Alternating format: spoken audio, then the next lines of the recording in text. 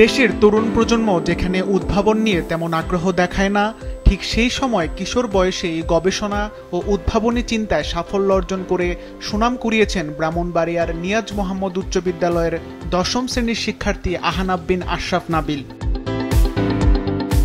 তার উদ্ভাবনী চিন্তায় মুগ্ধ হয়ে যুক্তরাষ্ট্র ও তুরস্ক থেকে যথাক্রমে ইস্তাম্বুল ইন্টারন্যাশনাল মুন ২০২৫ এবং নিউট্রিক্স সামিটে অংশগ্রহণের আমন্ত্রণ পেয়েছেন তিনি। মেধাবী এই শিক্ষার্থী এখন পর্যন্ত জাতীয় ও স্কুল পর্যায়ে বিজ্ঞানভিত্তিক বিভিন্ন প্রতিযোগিতায় অংশ নিয়ে অর্জন করেছেন ২ শতাধিক সনদ। শুধু তাই নয়, তার উদ্ভাবনী চিন্তার জন্য নাসা থেকেও তিনি একাধিক স্বীকৃতি লাভ করেছেন, যা তার সাফল্যের ঝুলিকে করেছে আরো সমৃদ্ধ। ফান্ডিং এর প্রবলেম, যেমন আমি দুইটা আন্তর্জাতিক যাচ্ছি, এখানে আমাদের তারা এখান থেকে আমাদের কস্টিং করার পরে আমাদের কিছু ফান্ডিং দরকার হয়। সেই ফান্ডিংটার কারণে আমার মতো অনেক তরুণী আন্তর্জাতিক পর্যায়ে বাংলাদেশকে রিপ্রেজেন্ট করতে যেতে পারে না সিলেক্টেড হওয়ার পরেও। সো আমি চাই সরকার সবসময় আমাদের জন্য আলাদা এরকম একটা ফান্ড রাখুক, বা ফান্ড থাকলেও সেটা থেকে যাতে আমাদেরকে সুব্যবহার করা হয়, এন্ড আমাদের বিজ্ঞান প্রযুক্তি মন্ত্রণালয় যাতে আমাদেরকে এই বিষয়ে সহযোগিতা করে। মেধাবী এই শিক্ষার্থী বর্তমানে কাজ করছেন গার্ডিয়ান অ্যাঞ্জেল প্লাস নামের একটি এআই ভিত্তিক অ্যাপ উদ্ভাবনে। অ্যাপটি শিশু, কিশোরী ও নারীর নিরাপত্তা নিশ্চিত করার পাশাপাশি বৈশ্বিক জলবায়ু পরিবর্তন মোকাবেলা ও আত্মহত্যা প্রতিরোধেও কার্যকর ভূমিকা রাখবে।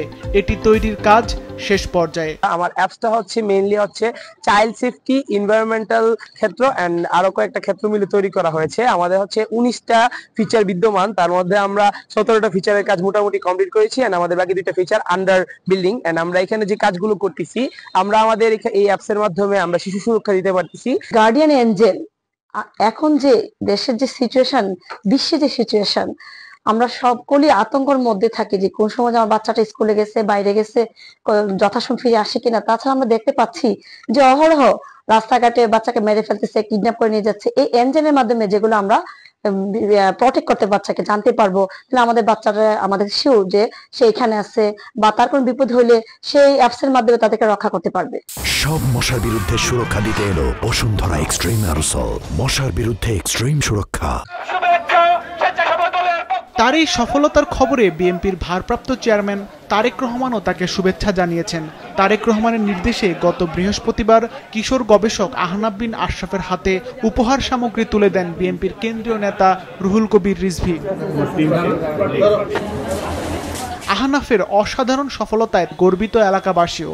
তারা মনে করেন কিশোর বয়সেই তার এই ধরনের উদ্ভাবনী চিন্তা ও আন্তর্জাতিক স্বীকৃতি কেবল নিজের নয়, বরং পুরো এলাকার জন্য এক বিরল সম্মানের বিষয়। খুদে বিজ্ঞানী হিসেবে নাবিল ইতিমধ্যে আমাদের সাথে কথা বলে আমরা তার যে প্রতিভার বিকাশ দেখেছি, আমি নিজেও আশ্চর্য হয়েছি যে একটি ছোট্ট শহরে, একটি ছোট্ট পাড়ায় এই ধরনের প্রতিভার নতুন জন্ম, যা বাংলাদেশকে এবং পৃথিবীকে আশ্চর্য করবে বলে আমি ধারণা রাখি। সরকারি পৃষ্ঠপোষকতা ও প্রয়োজনীয় সহযোগিতা পেলে নাবিলের মতো মেধাবী শিক্ষার্থীরা দেশের গণ্ডি পেরিয়ে বিশ্বঙ্গনে বাংলাদেশের পতাকাকে আরো উঁচুতে তুলে ধরতে পারবে, এমনটাই প্রত্যাশা সবার। সিফাত রহমান, মাছরাঙা নিউজ ডেস্ক।